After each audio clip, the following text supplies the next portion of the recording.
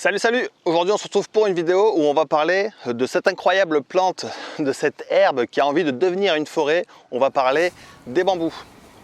Alors derrière moi, la petite bambouserie que vous voyez, elle n'était pas présente quand je suis arrivé sur le terrain. À la base c'était juste une prairie, il n'y avait pas du tout de plantes dépassant les 50 cm, c'était que de l'herbe.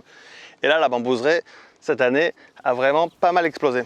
Donc dans cette vidéo on va évoquer à peu près tous les sujets qui entourent le bambou.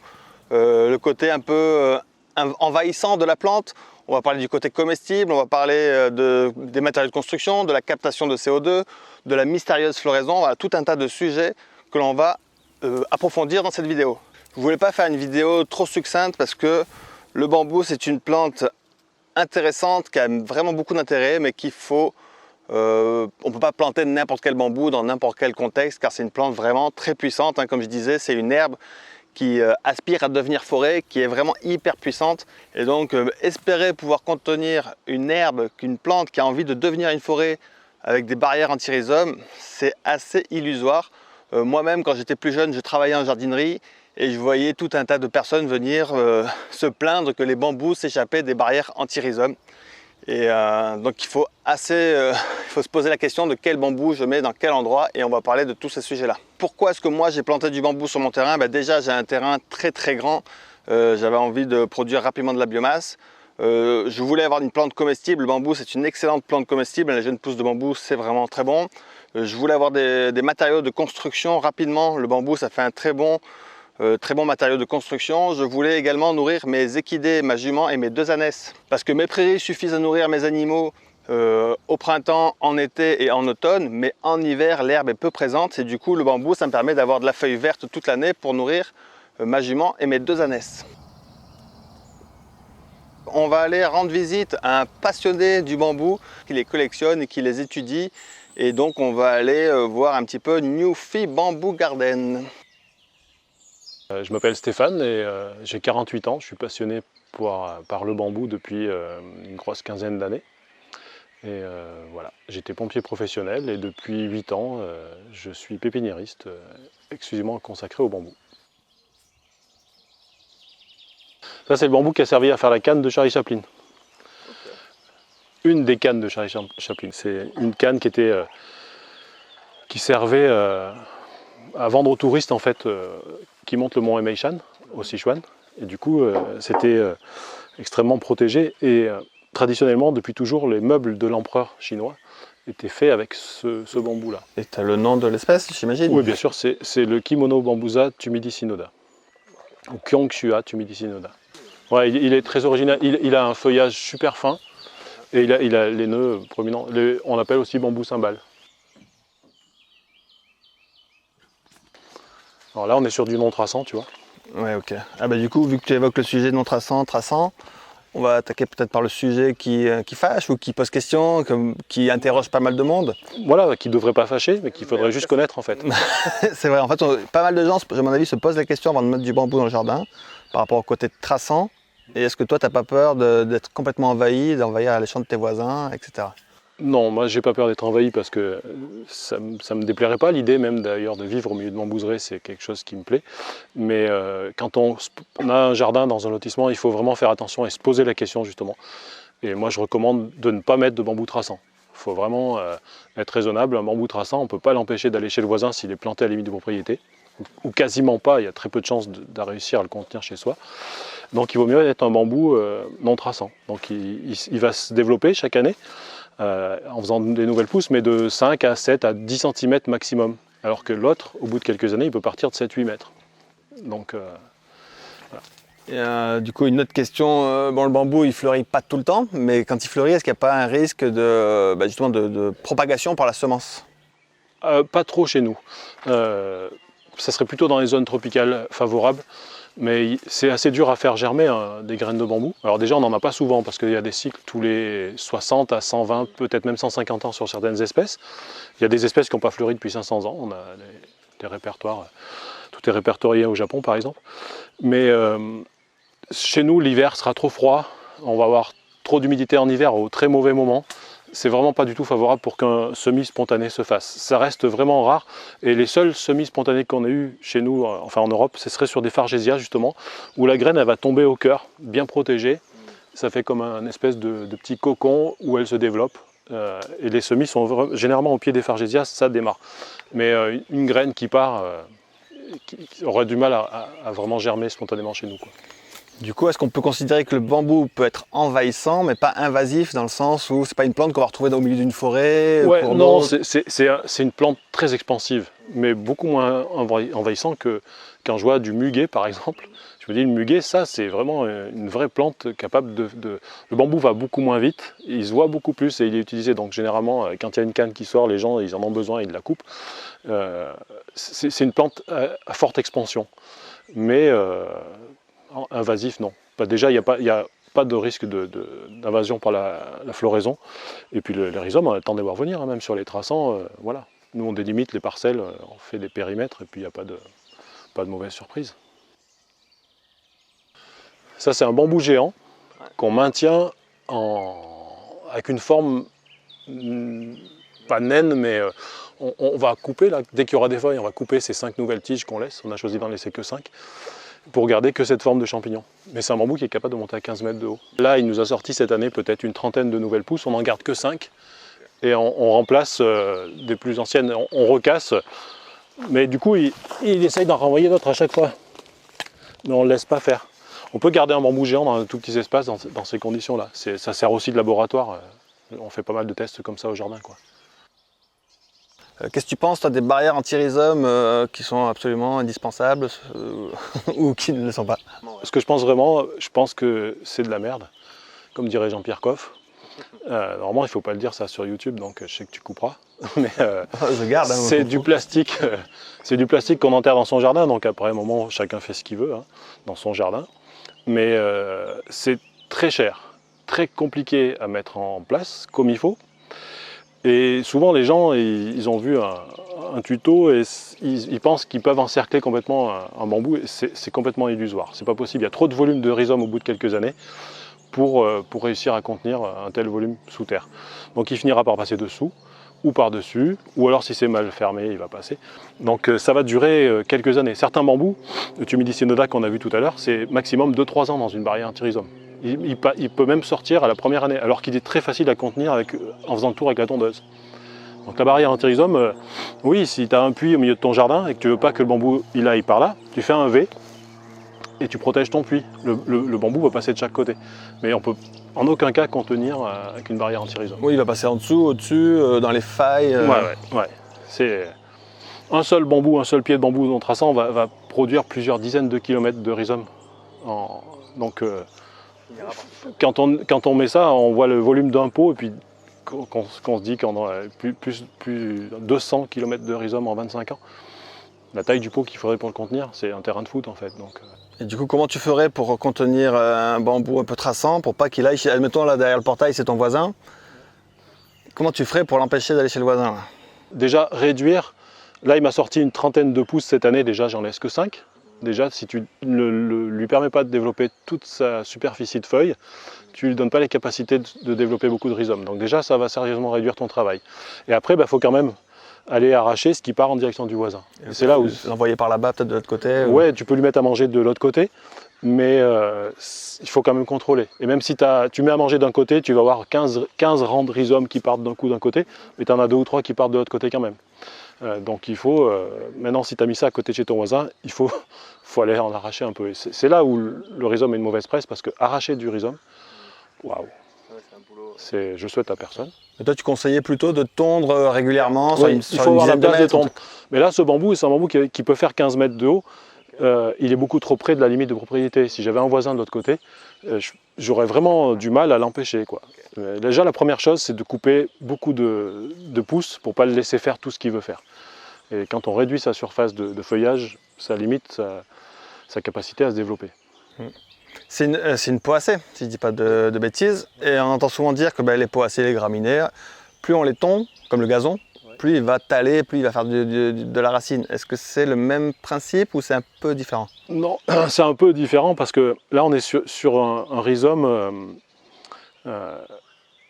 sur ce type de rhizome leptomorphe, s'il n'y a pas au bout du rhizome des feuilles pour refaire de la sève, la capacité de stockage n'est pas activée, ça ne sert à rien. Donc il le laisse, voilà. Il ne faut pas laisser le rhizome, on marche certainement dessus là, sur celui-ci. Si on laissait sortir un turion ici, refaire des feuilles, ça se recharge et ça peut repartir. Alors que là, s'il n'y a rien, le rhizome dessous, il finit par pourrir en fait. Okay. Donc là, si on l'empêche de pousser à tes pieds, il n'ira pas beaucoup plus loin par là-bas. C'est ça. Par contre, ça demande effectivement... normalement, un bambou, il fait des sorties de pousse une fois dans l'année. Là, elle est faite, la sortie de pousse. Mais comme on en a coupé 30, 40, peut-être même 50, il en refait en permanence. Donc il ne faut jamais lâcher. Un moment de sortie de pousse est beaucoup plus long sur un bambou contrôlé comme ça. Mais malgré tout, en été, il s'arrête, quoi. Enfin, Ah oui, il va s'arrêter d'ici quelques semaines, là, mais il faut... et puis il les sort rapidement du coup, parce qu'il se sent en danger. Et il faut passer tous les 2-3 jours et casser beaucoup de pousses. Là, il a peut-être fait une dizaine déjà. Hein. Alors que cette année, il a droit à 5. Et lui, c'est quoi comme espèce? Tu me l'as, je sais pas si tu me Ça, l'as c'est dit. un Philostachys nigra Meguro-shiku. C'est un très joli nigra qui a juste la particularité de garder le sulcus noir. Ah, ok. Juste le sulcus noir. Alors le chaume âgé est marron avec un sulcus noir. Okay. Est-ce qu'on peut faire cohabiter de l'arbre, du bambou? Est-ce que le bambou va pas complètement bouffer tes arbres? Bah, faut faire un peu attention, manager un petit peu, pas le laisser.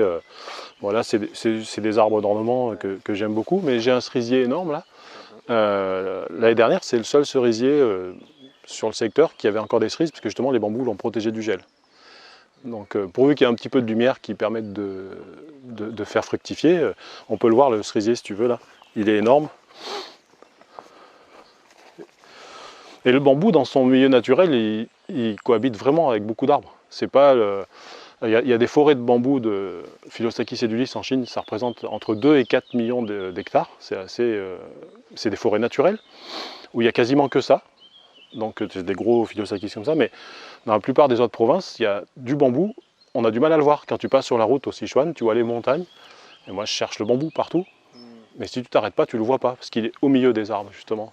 Il est mélangé, il y a des belles forêts immenses de bambou qui sont sous des forêts de résineux ou d'autres arbres, donc ils cohabitent très bien avec les arbres. Voilà, là, mon cerisier, il est protégé, il gèle jamais. J'ai mis aussi des eucalyptus. Parce que les eucalyptus sont bien protégés du froid. Là, juste, tu tonds autour, enfin, tu débroussailles quoi, autour du cerisier ou... Ouais, là, même quasiment plus, parce que du coup, en bas, il n'y a presque plus de lumière, quoi. Il y a quelques repousses de bambou qu'on coupe de temps en temps. Le bambou, il ne va pas aimer de sortir à l'ombre d'un arbre. Bah là, je crois qu'ils ont trouvé l'équilibre. À un moment, il a fallu protéger, mais là, maintenant, c'est... Là, je vois un bambou qui est un peu rigolo. Ce qui est sympa, c'est son système de... Il est rigolo parce qu'ils font des zigzags. Je le trouve rigolo parce qu'il fait des zigzags. C'est toute la famille des Philostachys aureosulcata. Alors là, c'est Philostachys auresulcata spectabilis. Il pousse en zigzag. Mais ce qui est marrant, c'est que tu arrives un petit peu tard, mais les pousses sont tordues en fait. Ouais, je vois celle-là. Hop. Tu vois, celle-là, elle penche un peu comme ça. Et demain, elle sera peut-être comme ça. Et après, elle va remonter. Et c'est ce qui fait le zigzag. Et toute la famille, c'est ces deux caractéristiques, c'est les zigzags et le chaume est rugueux. Il y a des microcristaux qui captent la lumière. Toute la famille est grande, il y a beaucoup de couleurs super sympas. Je vais t'en faire voir un là-bas qui est tout jaune, un autre avec encore plus de vert, un tout vert et jaune, enfin il y a toutes les couleurs. Au début c'était une collection de bambous en fait ici. Donc dans cette partie de jardin, on avait compté, mais il y a longtemps, 450 espèces de bambous. Ces petites collines là, c'est du calcaire pur, c'est de la terre glaise. C'est l'extraction du champ d'épandage qu'on est obligé de faire pour les sanitaires. Donc je suis venu mettre ici et j'ai mis un bambou réputé pouvant pousser même sur la plage, dans tout type de sol. Il n'a jamais été arrosé, il n'a jamais été nourri et il est sur une colline de terre glaise en fait. Mais vraiment de la terre, de l'argile bleue, vert, enfin un truc. Et Philostachys flexuosa, on sait qu'on peut le mettre dans les conditions les plus défavorables. Du sable jusqu'à l'argile, enfin de tout le... Ouais, okay. C'est juste... alors le sable va lui demander un peu plus d'arrosage quand même, mais là, pour pousser là-dedans, il n'y a pas grand-chose qui était capable de... Voilà. Tu vois, les arbres au milieu des bambous, ça les gêne pas bien, quoi. Ils ont été plantés en même... Il n'était pas là l'arbre non plus, donc l'arbre il a aussi la même... L'arbre il a 8 ans. 8 ans, ok. Ouais, c'est un Eucalyptus johnsoni. Je l'ai planté il y a 8 ans et c'était une toute petite. Il y avait déjà un peu des bambous autour, quoi. Il y avait un peu de bambou autour parce qu'on ne connaissait pas trop sa résistance au froid. Cet hiver, il a un peu frisé quand même parce que l'hiver a été pas très froid mais très dur. On est passé de périodes de pluie assez fortes, c'était tout détrempé, à -11 le lendemain en fait. On a eu ça 3 fois pendant l'hiver. Donc beaucoup de pluie, -11, beaucoup de pluie, -11. Du coup le feuillage a bien ramassé, c'était plus dur que certains hivers, même quand on descend sous les -20. Mais voilà, ça protège bien quand même.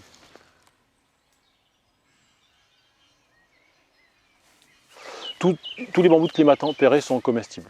Donc en France, ils sont tous, on peut Oui, dire... mais en France, sur le pourtour méditerranéen, on peut trouver aussi certains passionnés qui ont fait venir des bambous tropicaux. Et dans les bambous tropicaux, il faut un peu plus faire attention. Il faut tous les faire bouillir de toute façon. J'en parle dans une des vidéos qu'on a fait là. Il faut les faire bouillir au moins 20 minutes, quelle que soit la pousse, pour enlever l'amertume.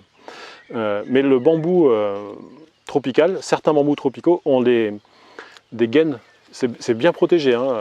Il n'y a pas besoin d'emballage plastique, hein, c'est comme pour les bananes. Certaines gaines, les gaines collinaires qui protègent la nouvelle pousse, sont imbriquées dans la pousse. Elles sont très très dures et si tu la manges en fait, le morceau de gaine, il peut te blesser l'intérieur du tube digestif. C'est sur certaines espèces, je ne connais pas vraiment les bambous tropicaux, donc je sais qu'il faut être assez vigilant avec certains tropicaux. Et disons que la plupart des bambous, en tout cas qu'on va trouver hors zone méditerranéenne, ouais, on peut tous les manger, quoi. Oui, ouais, mais après ça reste confidentiel sur certains bambous tropicaux. Mais comme je ne les connais pas assez, je ne sais pas quel collectionneur a fait venir quel bambou tropical, quand c'est tropical, il vaut mieux se méfier. Mais ouais, ça se mange, voilà, on le récolte tant que c'est encore blanc. Normalement c'est encore bon parce que ça peut rester à cette taille-là pendant plusieurs jours et il va devenir très dur. Donc s'il a bien poussé assez rapidement, tant que c'est blanc, il est bon. On le coupe en 2, en 4, on fait bouillir 20 minutes et puis après on le prépare comme on veut. Voilà. La pousse de bambou est un légume. Mais je pense qu'en France ou même en Europe, ça doit être un aliment hyper sous-estimé, j'imagine, parce que ouais, ça pousse dans plein d'endroits et peu de monde les mange. Ça serait un moyen de nourrir beaucoup de monde, parce qu'un hectare de bambou peut produire en moyenne 15 tonnes de pousses à l'hectare, en récoltant également du bois, donc c'est quand même une ressource importante. Donc 15 tonnes de pousses de bambou. Ça, les Chinois arrivent à pousser sur certaines espèces jusqu'à 22 tonnes à l'hectare. Et c'est plein de bonnes choses avec très peu de calories, aucun sucre.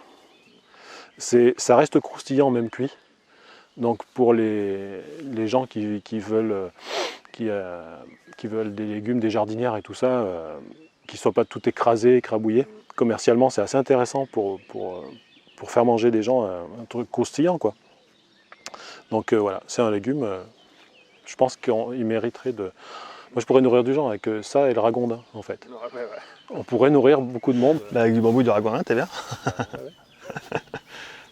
Non, puis l'avantage c'est que tu n'es pas obligé de labourer chaque année, de ressemer chaque année, de traiter. Il n'y a rien d'autre à faire que de passer et de le récolter. Alors ça demande un peu de temps parce qu'il faut que tu sois tous les jours dans ta bambouserie au moment de la sortie des pousses. Parce que si tu le laisses trop longtemps, c'est trop tard. C'est exactement comme les asperges en fait, hein. Donc voilà, ça se récolte à la main. En Europe, on importe beaucoup la matière bambou. Ouais. On n'en produit pas assez, quoi, peut-être. Donc peut-être qu'il y a... Bah, on n'en produit pas encore. On commence juste les plantations maintenant. Et les plantations faites en Europe ne sont pas encore exploitées. Il y a quelques conserves de légumes qui se font en Europe. Mais effectivement, l'Europe est le plus gros acheteur de produits bambou. On parlait de la toiture de l'aéroport de Madrid qui est faite tout en bambou. Il y a des façades d'immeubles entières. Maintenant, on fait également les structures. Les structures bois, c'est plus intéressant de les faire en bambou parce que le bambou est renouvelable, hein. On n'abat pas un arbre pour faire une structure en bois. On fait des poutres avec du bambou qui repoussent chaque année. Donc on ramasse le bambou et il y en a plein qui repoussent à la place de celui qu'on a coupé. Alors que l'arbre, quand on a fait une poutre en chêne, il faut attendre 80 ans qu'on ait replanté un autre chêne pour qu'il repousse. Et on sait qu'on a besoin de stocker du carbone, donc voilà, le bambou est intéressant. Et effectivement, l'Europe est le plus gros acheteur de produits en bambou. Voilà, donc c'est pour ça que nous on y croit, on essaye d'en planter un maximum et de trouver beaucoup de débouchés. Et il y a beaucoup de débouchés, beaucoup d'industriels sont à la pointe, même en France, à la recherche de technologies. Ils ne savaient même pas encore jusqu'à quelques mois que le bambou correspond exactement à ce qu'ils recherchent. Et du coup, il faut planter pour que ces industriels puissent vérifier que leur R&D avait raison. Et voilà. On en est à, on a des trucs qu'on a du mal à associer, mais on peut faire des pneus en bambou. C'est vrai que c'est original. On n'imagine pas comment je vais tordre mon bambou pour mettre autour d'une roue. Non, mais en fait, un pneu biosourcé, ça saute pas forcément à l'esprit, ça ne paraît pas naturel, mais le bambou peut être ramassé comme de la biomasse, hein, broyé. On fait du biochar et le noir de carbone, en fait, du biochar de bambou permet de contribuer à faire des pneus biosourcés. Bon, là, on passe par l'industrie, mais même au niveau d'un particulier qui a envie d'être un peu plus autonome, faire du bambou, ça permet de faire des trucs, quoi. Oui, on a beaucoup de possibilités avec peut-être même moins d'1 hectare de bambou. Quelqu'un qui est passionné, qui sait servir de ses mains, peut se débrouiller et faire de tout, en fait. C'est tellement varié, tu peux te faire des panneaux de clôture. Un beau panneau de clôture fait de façon comme les japonais traditionnels, c'est solide, c'est durable. Et, ça se vend bien, c'est très recherché, c'est très demandé. Donc tu peux faire des petites structures, des tonnelles, des pergolas. Enfin voilà, il suffit d'apprendre, ça s'apprend, hein, il suffit d'apprendre quand le couper, comment le sécher. Voilà, il faut regarder la lune aussi. C'est tous des savoirs qui se transmettent et qui se partagent, qui sont en open source, parce qu'on a tout un réseau de gens passionnés qui partagent leur savoir sans le garder jalousement pour soi. Et ouais, quelqu'un même avec un hectare de bambou, il y a de quoi s'occuper et on peut en vivre, quoi. On peut vendre des pousses pour manger, on peut faire des structures en bois, de l'artisanat, des objets, des lampes, des choses. Du coup, toi, je te le fais répéter, mais tu penses que quelqu'un qui aurait un peu les connaissances, avec 1 hectare de bambou, pourrait se tirer de quoi vivre, quoi, financièrement? Ouais. 1 hectare de bambou, il y a déjà de la matière, hein. Ça représente beaucoup de volume de bambou qu'on peut couper chaque année. C'est simple, c'est 30 tonnes de bois qu'on peut extraire d'1 hectare de bambou chaque année. 30 tonnes de bois à couper, des cannes à couper, on parle de grosses cannes si c'est du bambou géant. Donc après, si c'est du bambou moyen, on va être sur à peu près le même volume, avec beaucoup plus de cannes du coup, parce qu'elles seront plus petites, à couper chaque année. En sachant qu'une canne, elle se coupe quand elle a entre 3 et 5 ans. Donc il faut la marquer chaque année. Quand on a sa bambouserie comme ça, il faut, on se bat dans la bambouserie exploitée. Il y a par exemple un 3 dessus, c'est-à-dire que c'est la pousse qui est sortie en 2023. Et on pourra la couper du coup qu'à partir de 2026. Pour que la matière soit bien costaud, quoi. Exactement, voilà. Okay. Et en bois de chauffage alors du coup Ouais, ça marche très bien, ça a un très fort pouvoir calorifère. Il faut juste faire attention que là on a un nœud, là on a un nœud, il y a de l'air au milieu. Et du coup, si tu mets ton bambou entier avec de l'air prisonnier dans le feu, ça pète très fort, mais plus fort qu'un coup de fusil en fait. Donc limite il faut couper entre les nœuds, quoi. Ouais, soit l'écraser, soit le fendre, voilà, ou couper entre les nœuds.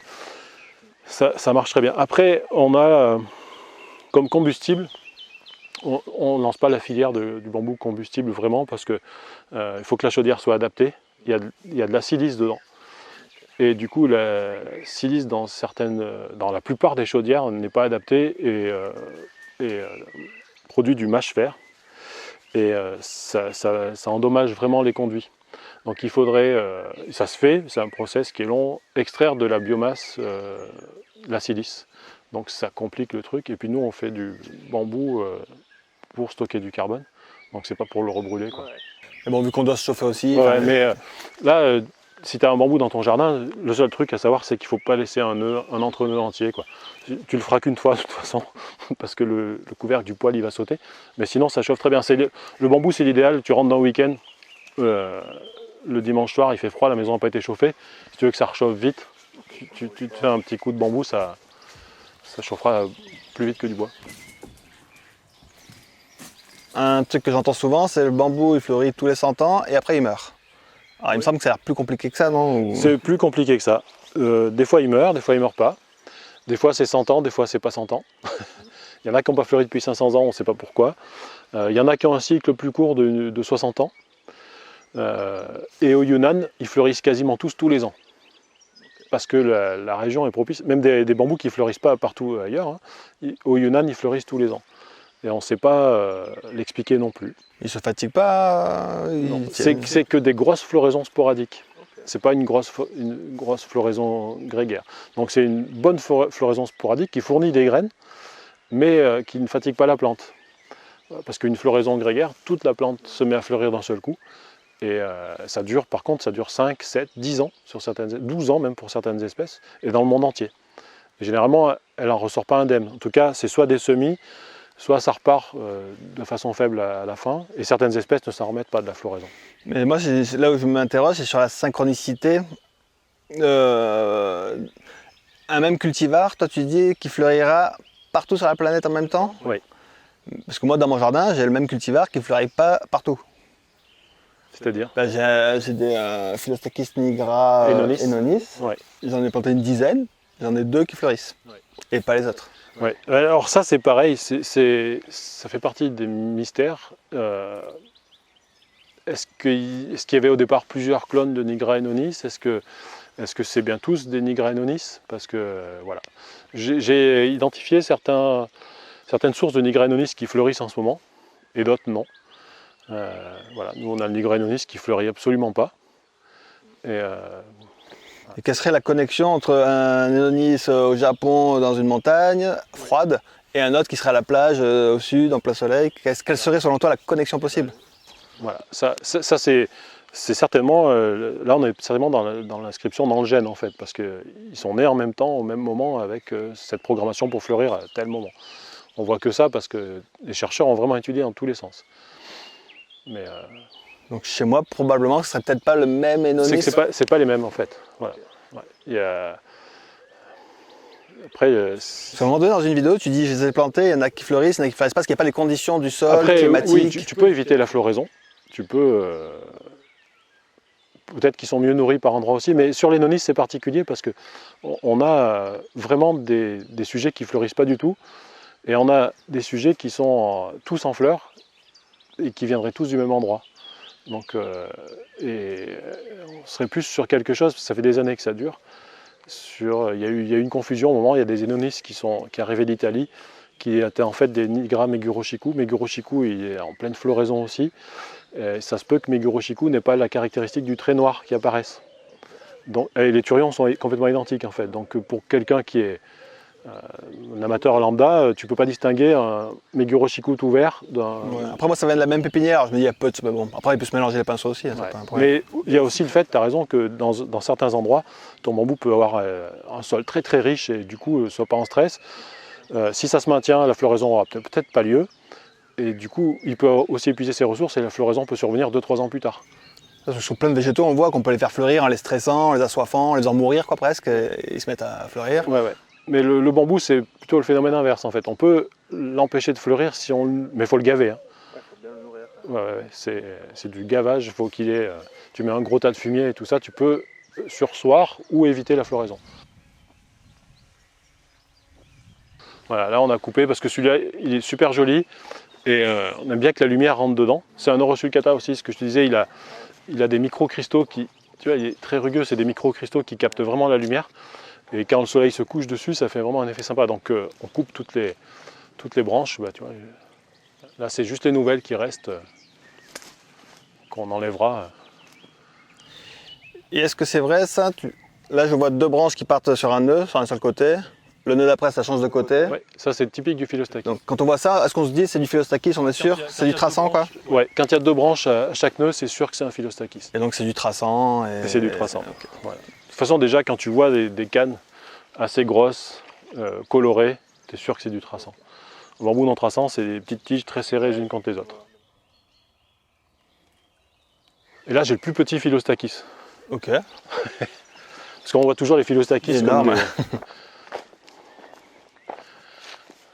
Ouais. Et là, son format ouais, adulte. Là, il peut prendre un petit 50 cm de plus, mais voilà, Philostachys ispida. Ok, donc il peut tracer, mais il ne va pas être... Normalement, celui-là est censé monter beaucoup plus haut, il va monter plus haut, et celui-là, tout petit.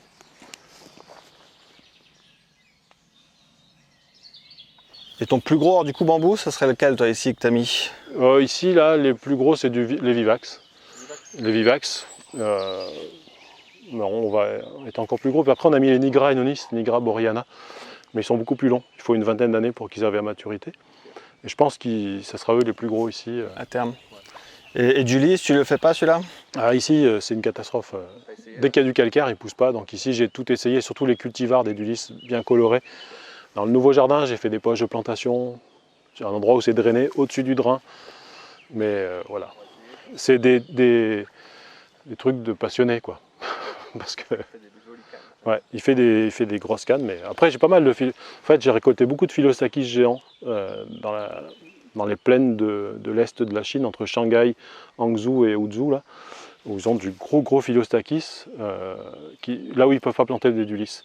Le du lys, il est toujours à flanc de colline, c'est des forêts naturelles, et dès que c'est plat, il y a le risque qu'il y ait trop d'eau en hiver et qu'il fasse pourrir ses rhizomes. Même là-bas, hein, les du lys, ils ne le plantent vraiment pas sur terrain plat. Du coup, ils ont des gros Philostakis.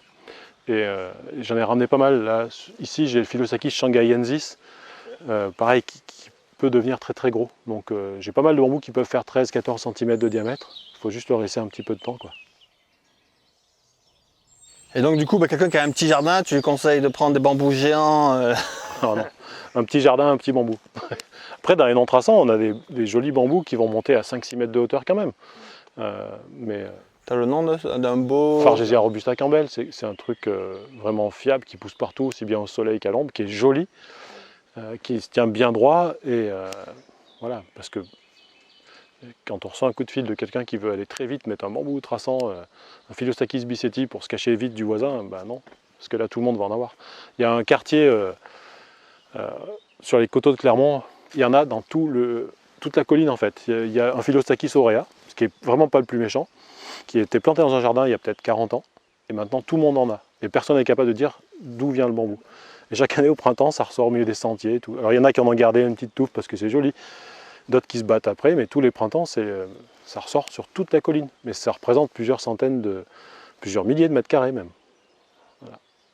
Avec juste quelques branches c'est assez marrant. Donc petit jardin, petit bambou. Petit bambou, voilà, ça peut être une bonne formule. Et puis même le gros bambou, pas le mettre trop près de la haie. Tu disais, tu parlais de 10 mètres peut-être si tu tournes autour, un truc comme ça. Ouais, il y a des bambous, 3-4 mètres ça suffit. Et à 7-8 mètres, on a quasiment arrêté toutes les velléités de la plupart des bambous traçants. Donc au milieu du jardin, on peut, si on a 7-8 mètres tout autour qu'on peut tondre, on est tranquille. Il y a peu de chance, mais tu me parlais de rhizome qui allait jusqu'à 12 mètres. Certains très farceurs, celui-ci par exemple. Okay. Celui-ci là, il ne faudrait pas jouer en fait. Donc il faudrait prendre 12 mètres peut-être pour être tranquille. Il ne faudrait pas le mettre en fait.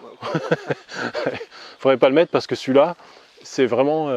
je me souviens au début que je me passionnais pour le bambou en Belgique. J'ai rencontré beaucoup de passionnés au club belge du bambou à partir de 2007. Et un gars qui m'expliquait, il avait planté dans son jardin, et puis il ne poussait pas, et puis il le regardait, il ne poussait pas. Et puis il y avait le voisin qui l'avait chez lui déjà à 8 mètres derrière, ça faisait 3 ans qu'il était planté. C'est lequel celui-là alors? Ça c'est Philostakis violacens.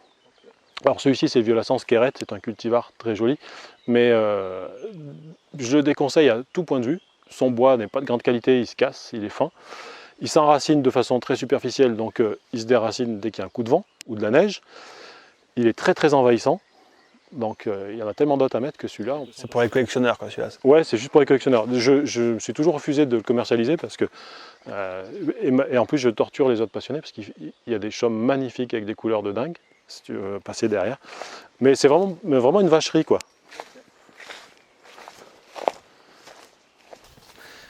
Et donc si on a planté un bambou vacherie comme celui-là, est-ce que, voilà, admettons tu voudrais le faire disparaître de ce jardin-là, est-ce que tu penses que ça serait possible? Ah oui, bien sûr. Comment tu ferais? Tu coupes tout. Et il repousse. Ouais, bah tu recoupes tout. Et il repousse. Eh ben tu recoupes tout, c'est comme Jeff Tuch. J'ai jamais perdu à ce jeu-là. Et au bout d'un moment, tu gagnes quoi. Ah ouais, t'estimes combien de temps il faudrait? 3 ans maxi. Okay. Ouais. S'il est vraiment bien enraciné, bien installé et puissant, en 3 ans maxi. Donc s'il ne peut pas faire photosynthèse, 3 ans, ouais, il est cuit. 3 ans tout est cuit. Voilà. Donc, même si on l'a planté, c'est pas perdu. Ah non, c'est facile. Hein. Puis on a des moyens pour enlever un bambou. Voilà.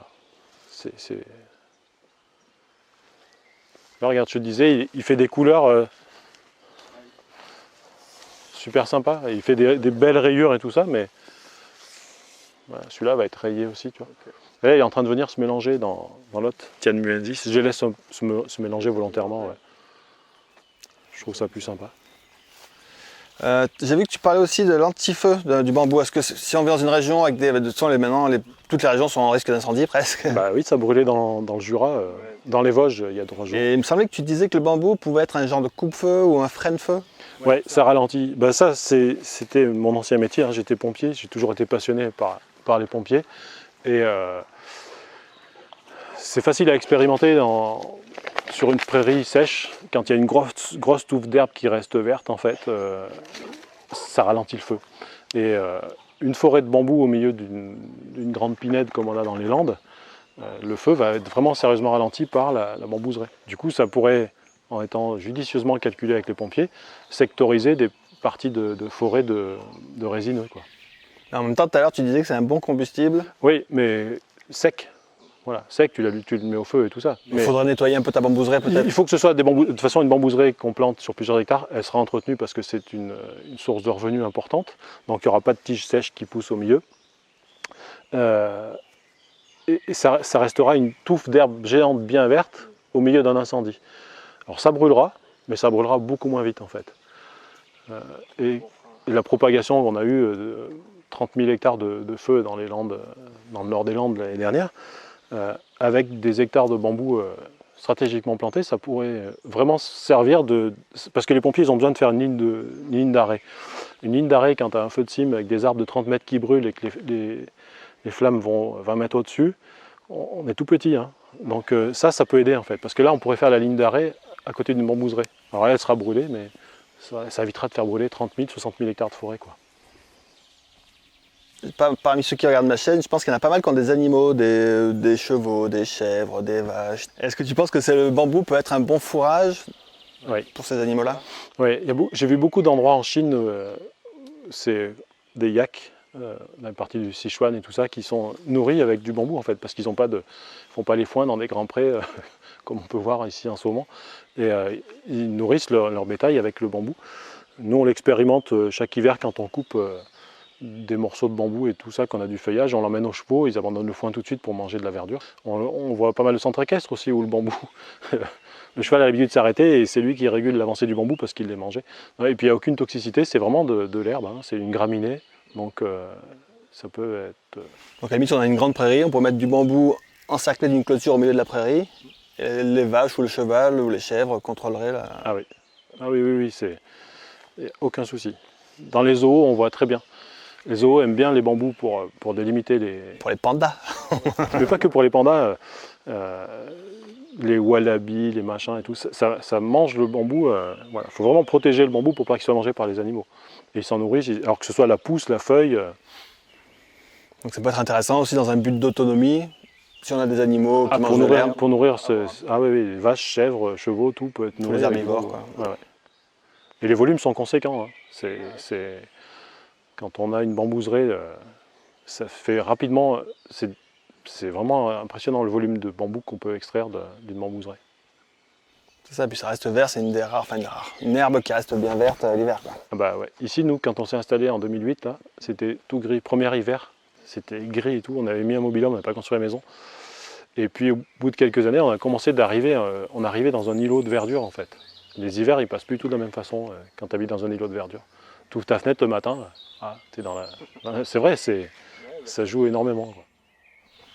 Bon, alors le bambou, autre mythe et légende, tu vas me dire ce que tu en penses. J'ai lu il n'y a pas longtemps que ça captait, je ne sais plus combien de fois plus le carbone que n'importe quelle autre plante du monde de l'univers. J'ai lu ça sur le bambou, le Paulownia, il capte plus de carbone, effectivement. Et je l'ai dit il y a quelques années, je le disais. Et puis j'aime bien, j'aime pas être sur des certitudes en fait, et j'aime bien remettre en cause toutes mes connaissances tout le temps, parce que c'est comme ça qu'on apprend mieux. Et en fait, tous les végétaux sont capables de capter la même quantité de CO2, parce que la formule de fabrication du carbone en fait est la même. Et en gros, on sait que cette tige d'herbe là, cette touffe d'herbe aura capté du CO2 pour fabriquer du carbone, et c'est toujours la même proportion. Que ce soit un chêne de 200 ans ou une touffe d'herbe, il aura un peu moins de 50% de sa matière sèche qui sera du carbone.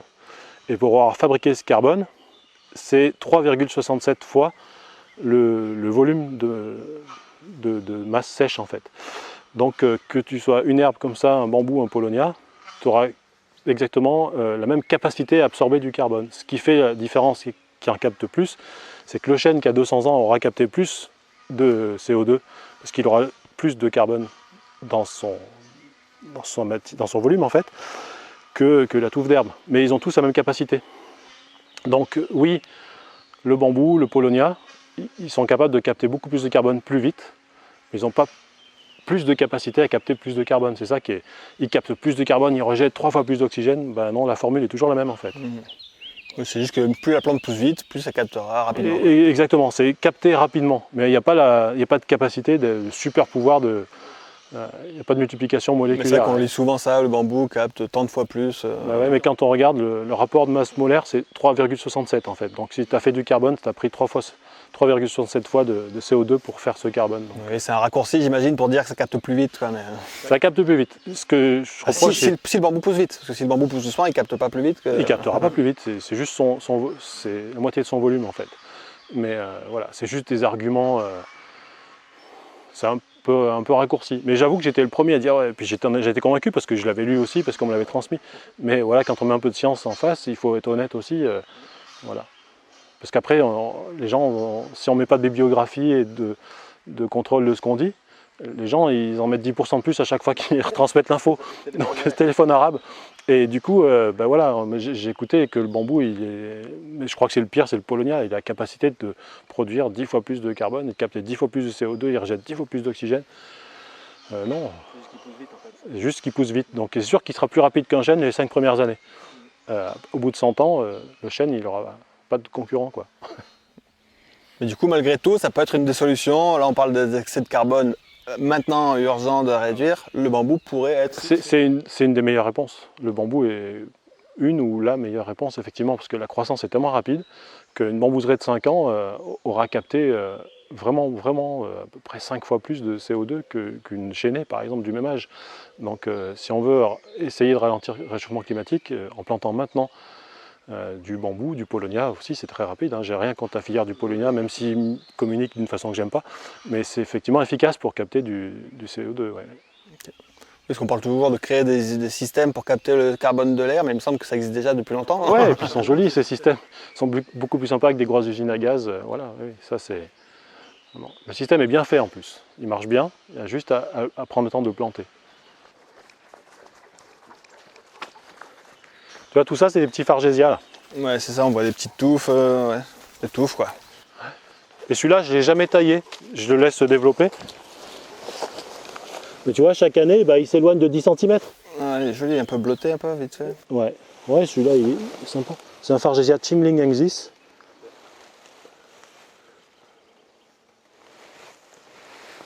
Celui-là, c'est sûr qu'il ne pourra jamais envahir quoi que ce soit. Et puis là, il a une dizaine d'années, donc il est à sa taille adulte. Il n'ira pas plus loin, quoi. Et si je veux le réduire, je peux. J'aurais pu soit le couper, l'empêcher de se développer plus, soit maintenant, je peux en enlever aussi. Là-bas, tu as des gros, on dirait. Ouais, là, c'est des gros, c'est des vivax, ouais. Alors là, ils sont en train de monter, il faut faire gaffe, il y en a qui sont fragiles. Parce qu'ils sont. C'est une grosse tige d'herbe en fait. Si tu le prends et que tu secoues, tu pourrais t'assommer en plus.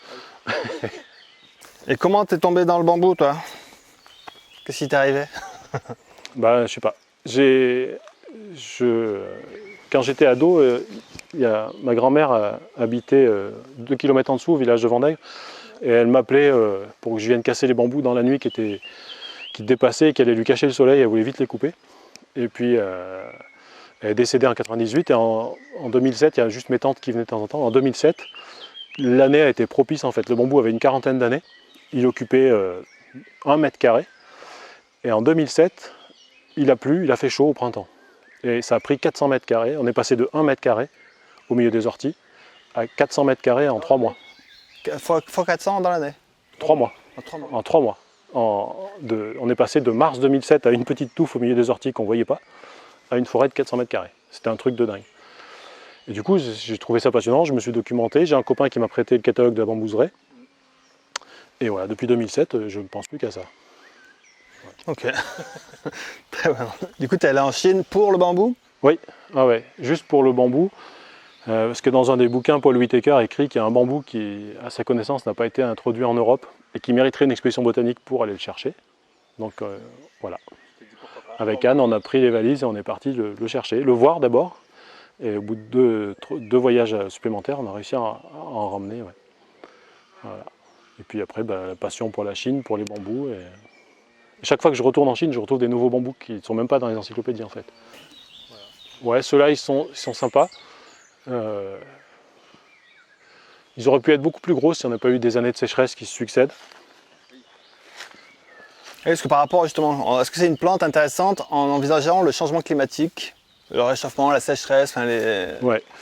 C'est-à-dire que ce bambou-là, il pourrait faire 11-12 cm de diamètre s'il n'y avait pas eu les années de sécheresse. Voilà. Et cette année, c'est une expérimentation, c'est la première année où j'ai apporté un petit peu d'eau au moment de la sortie des pousses. Mais c'est pas un arrosage, voilà, c'était juste un petit peu d'eau. Et c'est la première année que je le fais, parce que depuis 2017, c'était parti, on avait 8 cm de diamètre en 2017, on aurait dû avoir plus de croissance. Et on a enchaîné les années de canicule, les printemps sans aucune goutte d'eau. Et le pire pour un bambou, c'est le manque d'eau au printemps, au moment de la sortie des pousses. Alors les autres dans le jardin n'ont jamais eu une goutte d'eau, ils se débrouillent comme ça. Mais sur le bambou géant qui devrait être comme ça, il va être plus petit. Et si c'est vraiment très sec, dans le Lauragais, par exemple, Toulouse, si tu l'arroses jamais, celui-ci, il va rester comme ça. Et il s'adapte en fonction de son... Voilà. Ce qui est dommage, c'est si tu plantes un bambou géant et que tu veux qu'il reste géant, il faut faire attention. Ça n'a pas beaucoup... C'est pas des énormes besoins en eau, mais c'est stratégique au moment de la sortie des Au pousses. printemps, normalement il pleut au printemps. Bon. Il pleut normalement, mais ce qui est normal en ce moment, c'est... Avant, je disais aux gens, wow, vous inquiétez pas, même s'il ne pleut pas de l'été, à l'automne, ça compensera. Oui, s'il ne pleut pas à l'automne, voilà. Donc, Parce que même s'il ne pleut pas au printemps, le sol est quand même gorgé d'eau, soi-disant de l'hiver, peut-être. Mais... Oui, peut-être. Là, cet hiver, on n'a pas été embêtés. Hein. On n'a pas eu besoin de bottes, on n'a pas usé les bottes. Enfin, c'est dramatique, hein, parce que c'est... Voilà.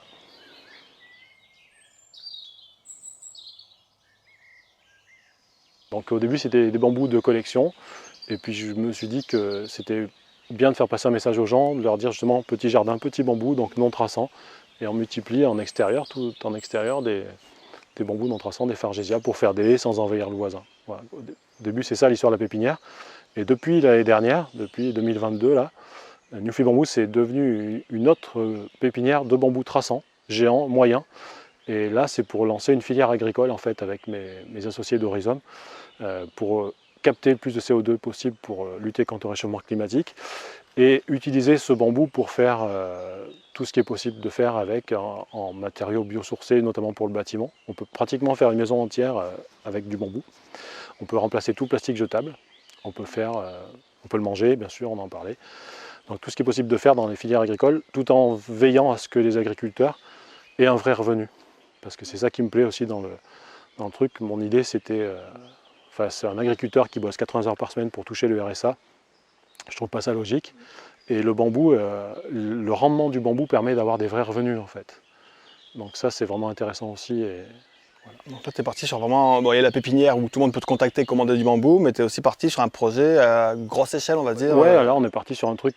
On lance un truc depuis l'année dernière, qu'on a 20 belles années devant nous pour démarrer. C'est 20 ans de démarrage, mais qui risque d'être vraiment prometteur. Voilà.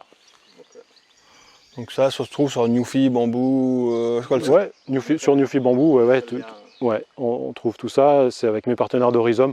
Ils ont un site qui est super bien fait justement sur tout ce qui est les chiffres du réchauffement climatique, de ce qu'il faudrait planter pour ralentir le réchauffement climatique et pourquoi le bambou correspond vraiment à ça. C'est une des armes les plus efficaces pour lutter contre le réchauffement climatique. Et c'est très bien expliqué. On a la chance d'avoir un vrai scientifique avec nous et c'est un scientifique qui vulgarise vraiment bien. Ça fait 3 ans qu'il est traduit du chinois, de tout, pour trouver vraiment de la science, quoi. Mettre de la science sur les idées reçues. C'est comme ça que j'ai changé d'avis sur la capacité du bambou à capter plus de CO2 que les autres. C'est parce que Dimitri m'a expliqué que non. Le bambou peut être vraiment un auxiliaire à des gens passionnés de jardin. C'est souvent que j'ai des demandes pour les tuteurs, pour les tomates. C'est dommage de les acheter en aluminium. Hein. Ils servent en bambou. Et ça peut être un assistant, plus qu'un assistant, parce qu'on peut le manger. Enfin voilà, c'est un bon collaborateur avec n'importe quel jardinier en fait. Okay, super. Et puis la peur, parce qu'il y a en fait c'est pour moi le bambou, c'est la plante qui à la fois attire et qui est capable de tout faire, et en même temps la plante qui fait peur parce qu'elle est très puissante, quoi. Ouais, après, je pense que sur ta chaîne, c'est des gens qui sont quand même des jardiniers. Donc déjà, je pense que ces gens-là ne doivent pas avoir peur de bambou.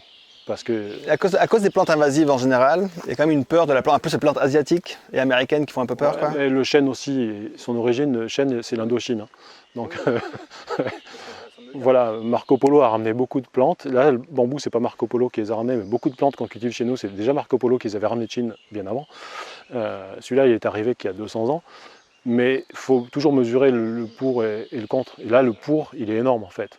Donc effectivement, on peut mettre une barrière. Mon jardin, il n'y aura que des trucs français. Il va falloir bien chercher pour voir ce qui vient de ce sol-là. Pour faire des légumes, c'est compliqué. Voilà.